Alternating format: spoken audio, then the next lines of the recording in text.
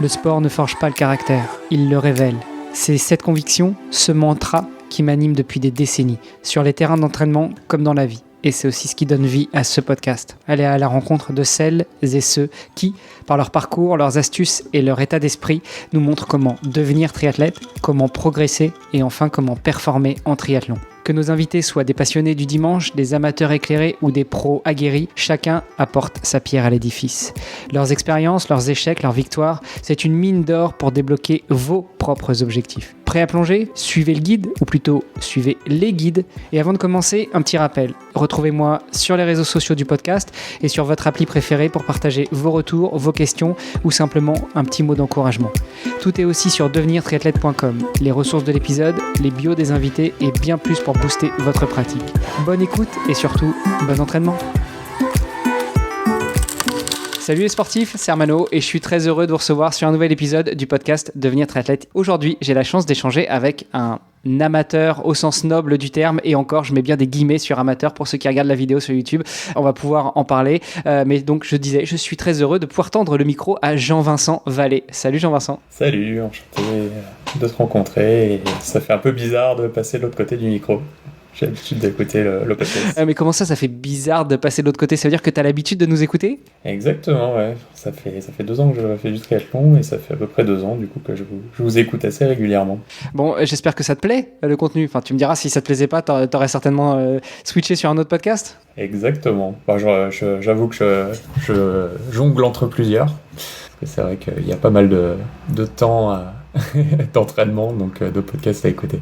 Écoute Jean-Vincent, je te propose déjà de te poser une première question toute simple. Je te laisse te présenter. Donc dis-nous tout, qui est Jean-Vincent Vallée ? Et puis le corollaire à tout ça, c'est peut-être et comment ça se fait qu'on se parle aujourd'hui sur le podcast ? Ouais, bien sûr.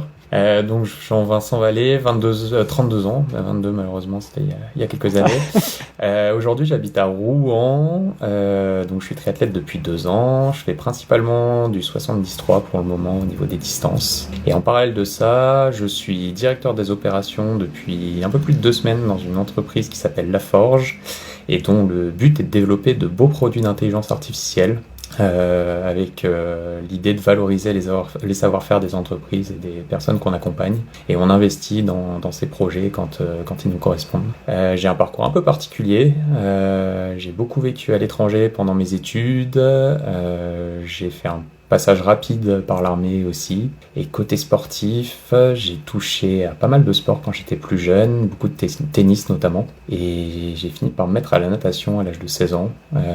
J'en ai fait pendant à peu près 8 ans et principalement sur du sprint, du 50 et du 100 litres. Voilà dans les grandes lignes. Bon, t'as vu que au jour où on enregistre, il y a 24 ou 48 heures, Léon Marchand a explosé le record du 200 ? Ouais, je me compare même pas. C'est impressionnant. Je pense qu'on est beaucoup à écouter ou à produire ce podcast, à se dire qu'effectivement, on va éviter de se comparer. Bon, déjà, c'est un âge né, ce que les triathlètes ne sont pas forcément. T'as commencé à 16 ans, t'étais à Rouen, ou Rouen, tu viens d'y arriver professionnellement parlant, il y a quelques temps ? Ouais, pas du tout. Rouen, c'est assez récent. Ça fait 3 ans que j'ai emménagé ici avec ma copine qui fait son internat de médecine. Moi, je travaillais à Paris juste avant de commencer avec La Forge, et du coup, on a essayé de trouver un compromis pour que je puisse continuer à travailler à Paris et qu'elle puisse faire son internat. Donc, on s'est retrouvés à Rouen et on est assez content d'être ici. Les hivers sont pas toujours très cléments, on va dire, mais la ville est très sympa. Et d'ailleurs, je recommande à ceux qui ne connaissent pas. Et du coup, la natation, donc à 16 ans, j'ai commencé à 16 ans. Qu'est-ce qui t'a amené à la natation, justement, surtout sur du court ? Parce que, commencer la natation à un certain âge, est-ce que c'était déjà à la base pour apprendre à nager de façon technique, ou est-ce que c'était pour aller toucher à un autre sport après le tennis ? Alors, au tout début, quand j'étais adolescent, j'avais des petits complexes, on va dire, parce que j'étais très fin, très élancé. Donc j'avais envie de prendre un peu de masse, on va dire, c'est parti de ça. En 3e, j'ai fait de la natation en EPS et je me débrouillais pas trop mal. Donc je m'étais dit, à mon entrée en seconde, pourquoi pas commencer la natation en club. Donc j'ai rejoint un club, on avait une super bonne team à ce moment-là, c'était vraiment sympa. Et de fil en aiguille, j'ai vu que les temps sur 50 et 100 mètres progressaient rapidement. J'avais un peu plus de mal sur les distances un peu plus longues. Et voilà, ça m'a motivé, donc je me suis entraîné de plus en plus. Après, je suis parti faire mes études du coup en Angleterre, où là il y a vraiment des belles infrastructures, et donc j'ai pu m'entraîner, rajouter de la musculation, etc., etc.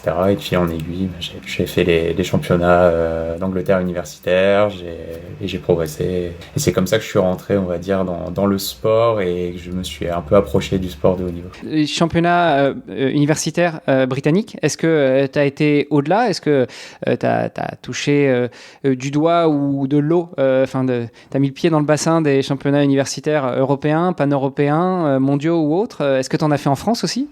Non, j'ai principalement nagé en Angleterre en universitaire. Alors, j'avais un bon niveau, pour ceux qui connaissent, je nageais 53 au 100 en grand bassin, donc ça commence à être un niveau correct, mais c'est un niveau interrégion N2 en France, donc ça permet pas non plus d'accéder à l'international.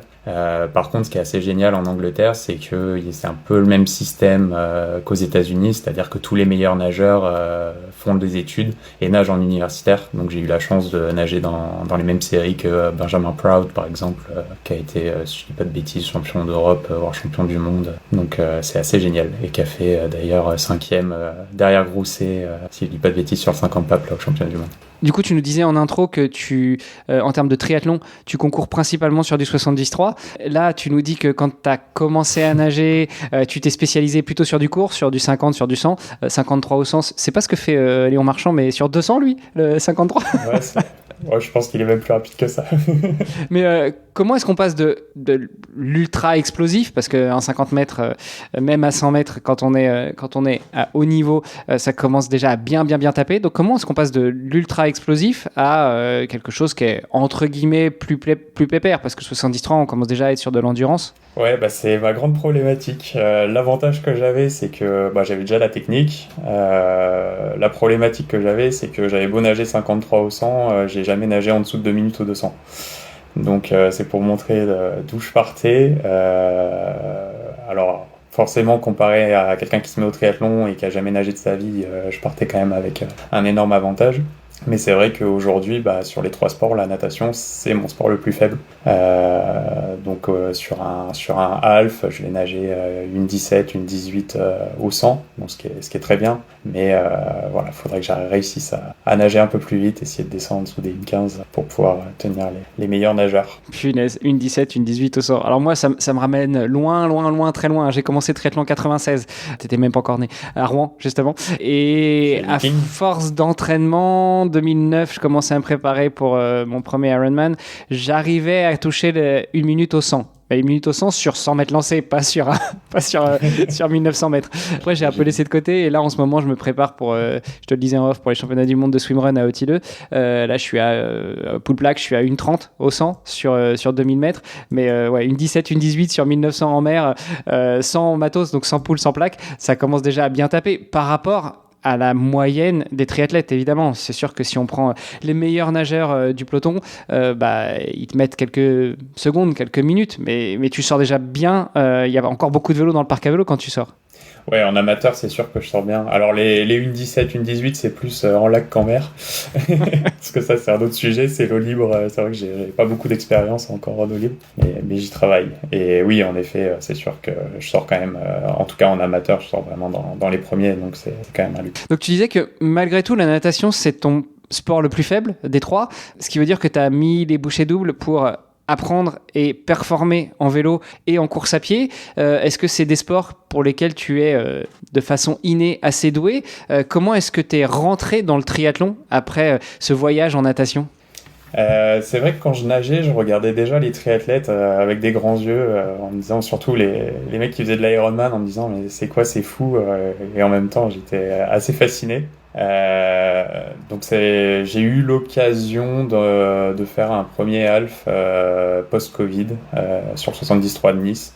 Quelque temps avant, j'habitais à Lyon à l'époque, et j'ai mes amis qui m'avaient mis au vélo, qui m'avaient fait acheter un vélo. Sur le vélo, c'est vrai que j'ai toujours eu des facilités. Donc ça c'est assez sympa, c'est que dès mes premières sorties, je me rendais compte que voilà, c'était relativement facile dans les côtes et que je crachais un peu moins mes poumons que les autres, on va dire. Mais ça, c'est ton côté, c'est le côté qui te frustrait quand tu étais adolescent, en long, filiforme. Ça aide sur le vélo. C'est sûr que sur le vélo, c'est un avantage. Bon, depuis, avec la natation, j'ai quand même un peu développé de masse musculaire. Je pense que je devais peser 80, plus de 10 kilos de plus que ce que je pèse aujourd'hui quand j'étais à mon poids de forme en sprint, on va dire. Donc j'ai dû reperdre du poids depuis, mais ça va, c'est plus un complexe. Ouais, donc je t'ai coupé, tu disais, donc en vélo, t'as remarqué que tu avais toujours eu certaines facilités. Ouais, bon après on a travaillé, hein, là c'est vrai qu'avec mon coach on essaye de mettre au moins 300 bornes semaine, donc forcément ça commence à faire un bon volume et il y a une progression qui se met en place, ce qui est normal. J'ai encore bien progressé, notamment l'année dernière, on a rajouté de la musculation aussi, je pense que ça a beaucoup joué. Et après sur la course à pied, c'est vrai que pareil, j'ai toujours eu des facilités, c'est-à-dire que sans trop courir, je pouvais déjà courir moins de 40 ou 10 kills, donc ce qui commence pour un amateur qui court pas beaucoup à être très, très satisfaisant. Mais ça reste aussi le sport, je pense, où il faut être le plus patient, c'est-à-dire que c'est pas en 2 ans qu'on va aller faire 30 ou 31 au 10 kills. Malgré tout, j'ai quand même bien progressé là sur ces 2 dernières années. Je dois tourner à peu près 33, je pense, au 10 kilos aujourd'hui. Donc c'est pareil, c'est des super temps. Après aujourd'hui, j'en suis à un point où je me compare forcément aux pros, aux meilleurs. Donc j'ai l'impression d'être encore très loin, mais c'est vrai que si je me compare à où j'en étais il y a 2 ans quand j'ai commencé le tri, c'est extraordinaire, quoi. La progression, elle est juste géniale. Bon, on va revenir là-dessus justement sur comment est-ce que tu progresses en 2 ans et que en 2 ans. Tu disais quand même en intro qu'à la base, tu avais essayé pas mal de sports quand tu étais jeune, notamment le tennis. Est-ce que tu penses que le fait d'être sur un sport intensif, qui demande beaucoup de relance, qui te fait, mine de rien, courir pas mal, même si c'est très court, ça t'a aidé aussi dans la découverte d'autres sports et notamment le triathlon? Je pense que ça a un lien, et après, il suffit de voir tous les anciens handballeurs, anciens footeux, etc., qui se mettent à la course à pied et qui arrivent à faire des temps assez exceptionnels sans beaucoup s'entraîner. Je pense vraiment que ça a un lien. Après, c'est vrai qu'à l'époque, j'en faisais pas au niveau, mais mine de rien, je faisais quand même du sport, je faisais quand même de l'activité physique. Et comme tu dis, c'était un sport avec pas mal de relance, donc forcément, moi, je suis persuadé qu'il y a un lien. Je veux revenir un petit peu sur ton parcours sportif aussi. Donc, quand tu étais à l'université en Angleterre, tu faisais partie des équipes universitaires de nageurs. Donc là, tu nageais. Quand tu as terminé tes études, est-ce que tu as arrêté le sport? Est-ce que tu as mis le sport en suspens pour te consacrer à ta vie professionnelle? Ou est-ce que tu as continué à avoir une certaine activité? Est-ce que tu t'es fixé des objectifs? Comment ça fonctionnait ces 10 dernières années? Puisqu'en intro, tu disais que tu avais 32 ans. Après l'Angleterre, en fait en Angleterre j'ai fait ma licence, donc là j'ai vraiment nagé énormément et ensuite je suis rentré en France. Pourquoi? Parce que quand on est en licence en Angleterre, on bosse pas beaucoup, c'est ça? On a le temps de faire du sport, on va dire. Et du coup ensuite je suis rentré en France pour faire une école de commerce, donc là pareil on a le temps de faire du sport. Donc les 6 premiers mois j'ai essayé de continuer à nager à haut niveau. Les infrastructures n'étaient pas les mêmes, les temps de trajet, etc. Et j'avais envie de profiter de la vie étudiante aussi, donc c'est vrai que j'ai fait 6 mois à fond et après j'ai levé le pied, je continue à nager un petit peu. Lever le pied, t'as surtout levé le coude si tu voulais profiter de la vie étudiante. Oui, ça c'est sûr qu'à une époque je me suis bien fait plaisir là-dessus. Et ensuite, j'ai toujours continué à faire un peu de sport. Je me suis jamais vraiment arrêté, mais c'est sûr que d'un point de vue compétitif et d'un point de vue intensif, on n'est clairement pas sur ce que je peux faire aujourd'hui ou ce que je pouvais faire à l'époque où je nageais. Et du coup, comment est-ce que tu as géré cette période de ta vie où, j'imagine, tu es rentré dans le monde de la vie active après ton école de commerce, l'EM Lyon pour pas la citer, qui est aussi une école très connue au niveau du sport de haut niveau, hein. Un petit coucou à Cyril Blanchard s'il nous écoute, parce qu'il travaille pas mal avec l'EM Lyon d'ailleurs, et avec la cohorte de sportifs de haut niveau. Donc après l'EM Lyon, comment est-ce que tu as géré ce passage à la vie active avec un peu moins de sport? Est-ce que c'est ça qui t'a amené, qui t'a attiré vers le triathlon? Alors après l'EM Lyon, j'ai fait, du coup je l'ai dit en introduction, j'ai fait un petit passage par l'armée, donc j'ai fait 1 an dans l'armée. Tout mon parcours universitaire, c'était un peu le but ultime, c'était de rentrer dans l'armée. Pourquoi? Notamment parce que pour moi l'armée c'était le sport par excellence, donc j'allais faire du sport et ça allait faire pleinement partie de mon métier. Bon, j'ai été un peu déçu sur ce point-là, parce que c'est pas du sport à haut niveau et c'est pas du sport tel qu'on l'entend forcément en tant que sportif amateur. La question, c'est comment tu as géré un peu cette transition où tu faisais beaucoup de sport, tu en as fait beaucoup moins, tu as fini tes études et donc tu es passé dans la vie active, même si tu es passé par l'armée. D'ailleurs, ça me fait réagir sur une chose, c'est que tu dis dans l'armée, finalement, il n'y a pas le même niveau de sport que ce qu'on imagine, il n'y a peut-être pas autant ou différemment, ce qui est étonnant parce qu'à la base de la base, historiquement parlant, le sport c'était quand même le moyen d'entraîner les guerriers, les militaires, et on est passé maintenant, en tout cas de ce que je comprends et de ce que je connais dans l'armée, plus à un sport d'entretien pour entretenir les militaires de carrière, plus que à faire du sport pour pouvoir véritablement entraîner le corps des militaires pour pouvoir aller au front. Ouais, en fait, dans l'armée, le sport, ça reste une part extrêmement importante, hein, c'est sûr. Mais en ayant fait du sport à haut niveau avant, c'est vrai que du coup, moi, personnellement, j'étais un petit peu déçu par le niveau sportif dans l'armée. Après, c'est toujours pareil, ça dépend du référentiel. Quelqu'un qui est pas sportif et qui arrive dans l'armée, pour lui, ça va être insurmontable. Donc je pense que c'est juste une question de perspective, une question de point de vue. Et du coup, pour répondre à ta question, en sortant de l'armée, c'est peut-être là que j'ai fait le moins de sport, je pense, parce que je me cherchais pas mal, notamment professionnellement. Comme je le disais, ça faisait 6 ans que j'avais tout mis en place pour rentrer dans l'armée, et au bout d'1 an, je me suis dit non, finalement, c'est plus fait pour moi. Je pense que ça l'a été à une époque, mais à ce moment-là, c'est plus ce que je recherchais. Mais par contre, je savais plus du tout ce que je voulais faire. Alors, je continue à faire du sport à côté, mais mon principal objectif, c'était de me trouver professionnellement. Et ça a pris quelques années. Et finalement, après plusieurs expériences professionnelles, avec plus ou moins de succès, j'ai trouvé une voie qui m'intéresse vraiment, et notamment avec tout ce qui est intelligence artificielle. Et tout ça nous amène un petit peu à ta redécouverte du sport, après en avoir laissé un petit peu de côté. Et comment est-ce que tu arrives dans le triathlon ? C'est ce que je disais tout à l'heure, du coup le triathlon, mes copains m'avaient mis au vélo, je courais un petit peu à côté, la natation, bon je savais nager, donc un ami qui s'inscrit, qui s'appelle Mathieu, je lui fais un petit coucou d'ailleurs. Salut Mathieu, on t'embrasse. Merci parce que c'est un peu grâce à lui si je suis là. Mais du coup qui s'était inscrit au 73 de Nice, et je me dis allez go, je m'inscris aussi. Natation, je crois que j'avais dû aller nager 3 fois avant en me disant il n'y a pas besoin. Le vélo, j'avais mon vélo de route. Bon, à Nice, le parcours, il y a pas mal de dénivelé, donc j'étais pas trop mal. Dans les bosses, je doublais tout le monde. Dans les descentes et sur le plat, je me faisais doubler par les vélos de chrono.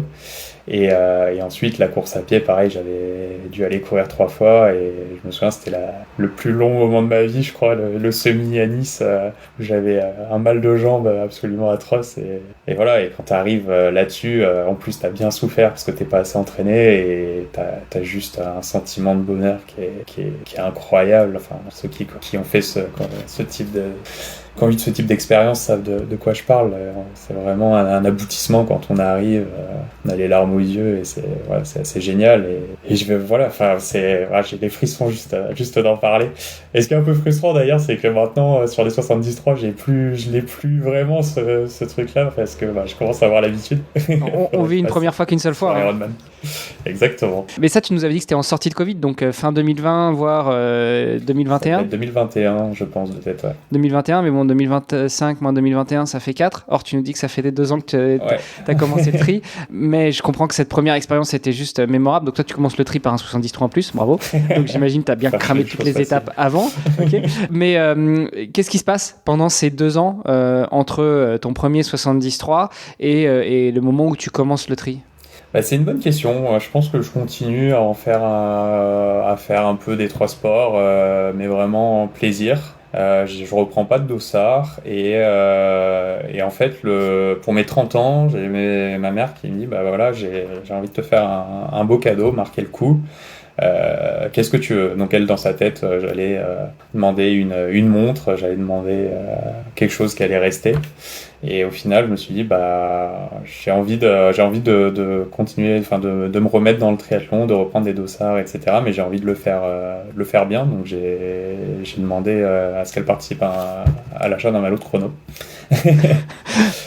Ça dépend de la montre, mais parfois... C'est vrai, exactement.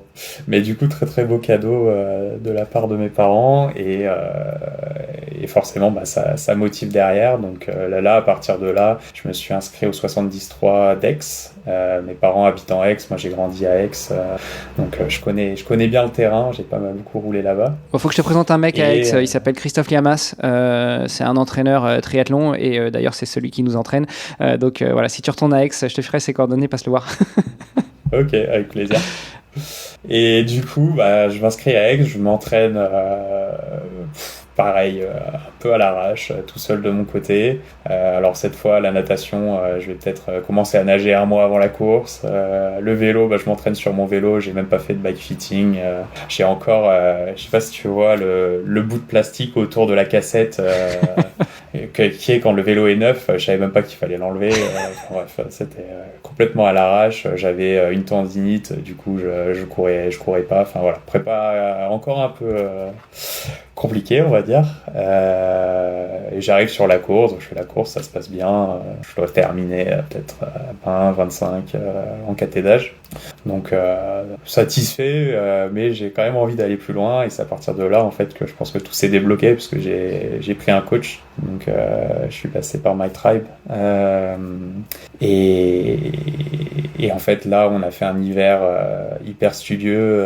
On a bien travaillé vraiment proprement, et la progression, elle a été juste complètement dingue. Parce qu'en fait, la saison d'après, donc la saison où j'ai fait le 73 à Aix, j'ai fait juste le 73 à Aix, j'ai pas fait d'autres courses. Et la saison d'après, je m'étais inscrit à 2 courses, donc je m'étais réinscrit à Aix et je m'étais inscrit au format M de Saucé-les-Pins, qui est du coup pas loin de Marseille. Et là, donc je fais le M pardon, de Saucé-les-Pins, et j'arrive, je finis 2e, donc complètement fou. J'en revenais pas. Ma mère, elle me voit passer la ligne d'arrivée, elle est avec des grands yeux, elle comprenait pas ce qui se passait non plus. Donc ça, c'était assez génial, là, c'est un super bon souvenir. Et 10 jours plus tard, du coup, le 73 d'Aix, bah là pareil, je fais 3e en catégorie d'âge. Donc à partir de là, on se dit il y a peut-être quelque chose à faire, quoi. Donc ça, c'était il y a 2 ans. C'est pour ça que je dis que j'ai commencé il y a 2 ans. C'est comme ça que tu lances un petit peu ta carrière de triathlète en groupe d'âge. Chez MyTrab, du coup, qu'est-ce qui t'a accompagné? C'est Fred Bellobre, c'est Charlotte Morel, c'est quelqu'un d'autre? Non, c'est Cédric Lecarré, c'est un des autres coachs avec qui il bosse. Bah, faut pas hésiter à balancer. Hein. Pareil, je fais un petit coucou. Voilà, il faut rendre à César ce qui lui appartient. Ça va, il sait, je lui ai apporté quelques personnes. Donc là, c'est il y a 2 ans, effectivement, une fois que tu commences à être bien pris en charge, bien encadré, que tu commences à lancer la machine. Qu'est-ce qui se passe ensuite? Parce que il y a cette première fois, il y a 4 ans, que tu nous partages un peu de frustration, parce que finalement, tu n'as plus jamais vraiment vécu ça. Après, il y a cette première, 2e place à Saucé-les-Pins. Il y a cette 3e place en groupe d'âge à Aix. C'est quoi la suite? Quand on commence à faire des belles réalisations comme ça, est-ce que tu te dis, bon, bah, je vais aller chercher un podium en groupe d'âge ou un podium au général? Est-ce que tu te dis, tiens, les pros, ils sont où? Est-ce que je peux aller taper à la porte? Enfin, qu'est-ce qu'on se dit à ce moment-là? Bah, c'est ça. Moi, ce que je me suis dit, c'est les pros, ils sont où? C'est vraiment la question que je me suis posée. C'est est-ce que finalement, parce que je crois que quand je finis 3 à Aix-en-Provence, il doit y avoir 1 ou 2 pros derrière. Donc déjà, on se dit, mais waouh, c'est fou, quoi. Et attention, ceux qui sont derrière, ils sont peut-être blessés. Ils ont peut-être fait une saison blessée aussi, hein, on ne sait pas. C'est possible. Mais toujours étant que, en tout cas, on n'est pas loin, et on se dit, bah du coup, c'est prenable, quoi. On peut aller essayer de grappiller quelques places. On peut essayer de se rapprocher des pros. Alors les pros, il y a un panel qui est assez large, hein, c'est-à-dire que se rapprocher d'un Christian Blumenfeld, c'est plus compliqué que d'aller grappiller 1 ou 2 places sur un 73, Toujours étant que on est ultra motivé, quoi. On a envie de continuer, on a envie d'aller à fond, quoi. Ouais, surtout que les pros, en fait, tu l'as dit, le panel est assez large parce que dès lors qu'on est pro qu'on concourt en pro, soit sur le label Ironman, soit sur le label Challenge, finalement, on peut concourir sur les deux distances, sur le full ou sur le half. Et du coup, c'est vrai qu'il y a peut-être des pros qui sont plutôt performants sur du long, voire du très long, et qui viennent de temps en temps sur des 73 pour se faire la main, pour s'échauffer, pour se mettre en jambes, et ils seront soit moins performants parce que c'est pas leur distance, soit ils sont juste en mode entraînement et donc l'objectif c'est pas d'aller gagner. Donc effectivement, ça peut être des gens qui se retrouvent derrière certains groupes d'âge, ou peut-être, je le disais tout à l'heure, peut-être qu'ils ont fait une saison blessée et puis qu'ils reprennent tout simplement, ou peut-être simplement, chez les pros, il n'y a pas que des superstars super balèzes comme du Blumenfeld, hein, donc c'est peut-être juste qu'ils ont pu concourir en pro, mais finalement ils n'ont pas le top niveau. Donc toi à ce moment-là, tu regardes où est-ce qu'ils sont, ok, mais on est 2 ans après, je crois pas que tu cours en pro, donc qu'est-ce qui se passe pendant ces 2 ans? Du coup, l'année d'après, c'est cette année finalement, c'est cette saison, hein. L'objectif que je m'étais fixé, c'était d'aller faire le championnat du monde de 73 à Marbella, du coup en Espagne. Donc pour ça, je m'étais inscrit à 2 courses. J'avais refait aussi le Saucé-les-Pins parce que ça avait bien marché l'année d'avant. Donc je m'étais dit, je refais Saucé-les-Pins, je refais Aix-en-Provence. C'est la 3e année à Aix-en-Provence, du coup. Et ensuite, je m'étais inscrit à Tours. Donc Saucé-les-Pins, ouverture de saison, ça se passe super bien. Là, cette année, je gagne. Bravo. Et ensuite, Aix-en-Provence, qui était un Pro Series là cette année. Donc ça, c'était assez génial aussi, parce qu'il y avait vraiment pour le coup tous les meilleurs mondiaux. Donc c'était assez fou de pouvoir courir. Alors, courir avec eux, pas exactement, parce que je cours en amateur encore, mais en tout cas de les avoir pas loin. Et là, j'ai fait première amateur, du coup, toute catégorie d'âge confondue à Aix. Donc pareil. Donc là, tu prends ton slot pour les championnats du monde, évidemment. Donc je prends mon slot pour les championnats du monde. J'avais assuré le coup en m'inscrivant aussi à Tours. Malheureusement, une semaine avant Tours, je me suis fait une petite déchirure au niveau de l'ischio, donc pas de Tours. Ce qui est dommage parce que c'est vrai que le parcours me convenait bien, donc j'aurais bien aimé voir un petit peu ce que ça donnait. Et, ce sera pour l'année prochaine. Si tu t'es fait une déchirure avec un certif. L'année prochaine, c'est un full distance, donc ce sera pas l'année prochaine. Mais à l'occasion, clairement, j'aurais bien envie d'y retourner. J'ai une revanche à prendre. Et cette première fois serait pas sur Ironman à Tours l'année prochaine? Non, mais passons. Donc voilà, et du coup, là, les prochaines courses, je vais en faire une proche de Rouen qui s'appelle le Triathlon des Deux Amants, qui est pareil, un 73. Ensuite, je vais faire ce qui est pour moi le plus beau triathlon en France, qui s'appelle le Bayman, dans la baie du Mont-Saint-Michel, où on monte en courant en haut du Mont-Saint-Michel. On était passé l'année dernière pour voir un peu l'événement avec ma copine, c'est juste incroyable. Et après, du coup, l'objectif final de la saison, ce sera en novembre à Marbella. Joli. Si on repasse un petit peu sur la partie entraînement, tu dis que la première saison, la première année où tu as pris un coach MyTrab, en l'occurrence Cédric, vous avez énormément progressé. Tu l'as dit même en intro, hein, tu dis pas je, tu dis on ou tu dis nous. On sent bien que c'est quand même un binôme, une équipe. Comment on fait pour progresser quand on est amateur au sens noble du terme et qu'on découvre le triathlon? Alors évidemment, on structure les entraînements, déjà ça change pas mal, mais avec toi, qu'est-ce qu'il a fait, Cédric? Qu'est-ce qui a fait que tu as pu aussi bien progresser, encaisser la charge d'entraînement sans te blesser et arriver prêt, bien, comme une fleur lors de tes premiers tests? Je pense que le premier truc, c'est, comme tu le dis, sans se blesser. Parce que moi, j'avais un peu l'habitude d'y aller un peu comme un bourrin. Et l'endurance fondamentale, c'était pas trop mon truc à la base. Donc, me blesser, ça, c'était sans arrêt. Des petites blessures, des petites douleurs, mais qui m'empêchaient de courir. Et ensuite, la structure, la progressivité. Le fait d'augmenter le volume progressivement pour arriver à des volumes qui sont quand même assez conséquents aujourd'hui, puisque j'arrive à m'entraîner entre 20 et 25 heures par semaine. Et surtout d'être régulier. La régularité, et c'est ça qui m'a fait progresser, parce que j'ai vraiment fait un hiver où je me suis entraîné quasiment tous les jours. J'ai pas sauté de séance. Enfin, j'ai été extrêmement studieux, et je pense que ça joue énormément aussi. Tu m'étonnes. Donc du coup, à Rouen, j'imagine que tu nages à l'Île-la-Croix? Exactement, une super piscine d'extérieur ouverte toute l'année. C'est ça. Donc je nage notamment avec les Vikings, le groupe le groupe de natation de Rouen et je nage et je suis licencié au Rouen Triathlon du coup. Bon, tu feras un petit coucou au Rouen Tri, même si je ne sais pas s'il y en a encore beaucoup qui se souviennent de moi. Ça remonte à déjà quelques années, mais c'est là que j'ai fait mes débuts en triathlon et c'est toujours super sympa. Et c'est vrai que la piscine de l'île Lacroix, je ne connais pas beaucoup de bassins extérieurs de 50 mètres ouverts toute l'année. Donc été comme hiver. En hiver, c'est génial. Moi, je me souviens, on passe le petit tunnel là pour sortir. On n'a même limite pas besoin de sortir dehors. Ouais. Il n'y a pas de sas, parce que quand je nageais à Lyon, il y a la piscine du Rhône qui ne s'appelle plus la piscine du Rhône d'ailleurs. Et pour ceux qui connaissent, qui a son sas et qui est ouvert toute l'année ou quasiment toute l'année. Mais du coup, quand on rentre à l'intérieur. Ensuite, on a un petit sas où on est dans l'eau et on arrive à l'extérieur. Alors que là, à la piscine de Rouen, tu dois sortir dehors. Donc quand il fait 0 ou des températures négatives, tu es obligé d'aller dehors. C'est vrai que psychologiquement, c'est pas la même.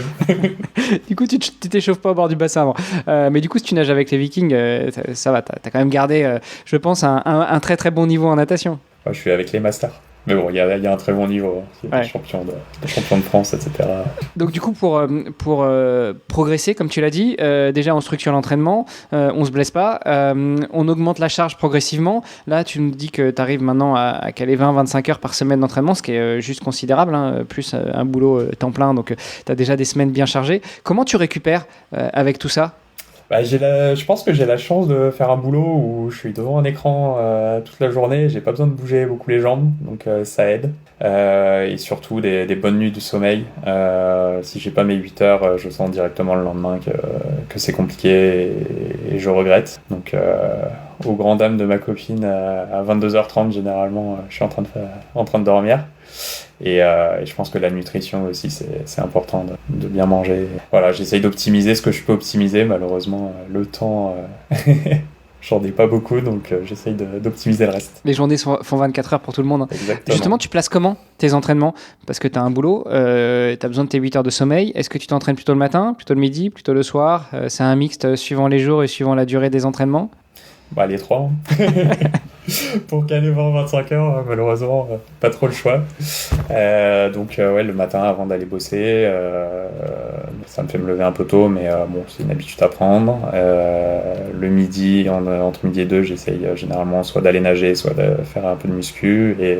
Et le soir, pareil, c'est là que je vais caler des entraînements peut-être un peu plus longs. En semaine, à 1h30, voire 2 heures certains soirs. Donc en été, c'est plus facile. En hiver, c'est beaucoup de home trainer, hein. Mais on y arrive. On y arrive. C'est sport. Ça laisse pas beaucoup de temps à côté, mais il y a des soirs où, à 21h, on est encore sur le vélo. Mais ça se fait. Bon, il y a un point à pas oublier pour les années à venir, hein, c'est que là, ta copine, elle finit son internat, donc elle est plutôt très prise au niveau du boulot et au niveau des études. Une fois qu'elle va rentrer dans la vraie vie active, entre guillemets, de médecin, fais attention, elle risque d'avoir plus besoin de t'avoir à la maison.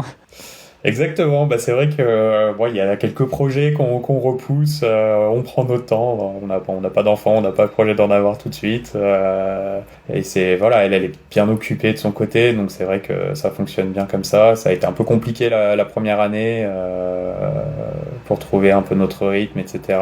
Mais là, je trouve qu'on est sur un rythme de croisière qui fonctionne bien.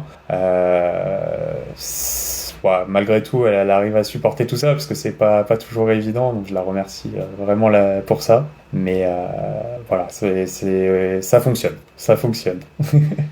Après, c'est une question d'équilibre aussi. Quand on a touché du doigt le sport de haut niveau et que on sent que le sport est un besoin chez toi aussi, du coup, si tu passes à 5 ou 10 heures ou si tu enlèves le sport dans tes semaines, forcément, il y a un équilibre qui est plus le même. Et j'imagine aussi qu'en termes perso et en termes pro, t'es pas le même homme que quand tu vas faire tes 25 heures d'entraînement dans la semaine. Oui, exactement, et elle respecte ça, et c'est aussi pour ça que je l'en remercie, parce que elle sait que c'est important pour moi, donc forcément elle le respecte, et ça c'est assez génial. Et puis ce qui est cool, c'est que là elle se met aussi un petit peu à la course à pied, et ça me fait vachement plaisir aussi. Excellent. Bon, elle le sait pas encore, mais dans quelques années elle fera du triathlon.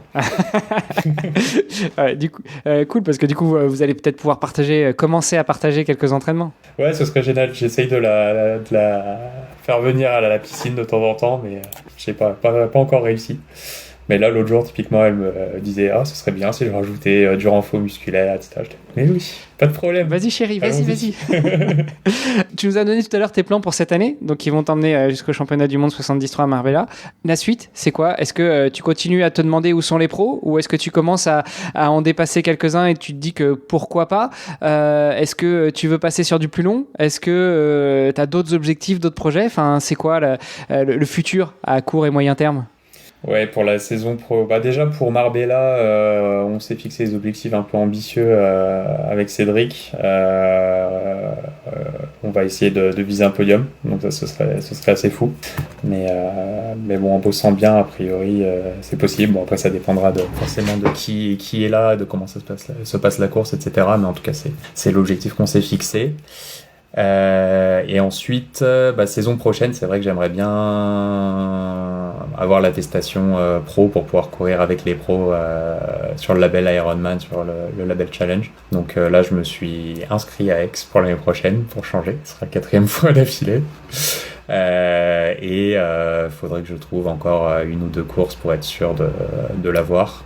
Malheureusement, ce qui est un peu compliqué, c'est qu'on peut pas trop savoir en avance les courses qui seront Pro Series, qui seront pas Pro Series, parce que forcément, en fait, pour redonner un peu de contexte, pour avoir cette attestation qui permet de courir avec les pros, il y a plusieurs critères, il faut valider un des critères. Le premier que je pourrais valider, c'est de faire un top 20 sur une course à Ironman à moins de 8% du premier, et il faut qu'il y ait des pros dans cette course.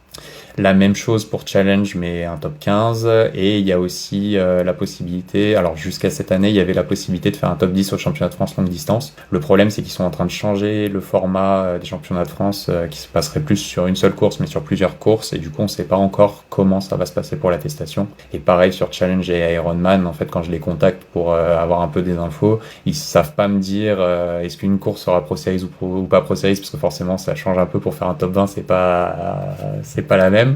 Et surtout les courses où il y aura des pros, où il y aura pas de pros.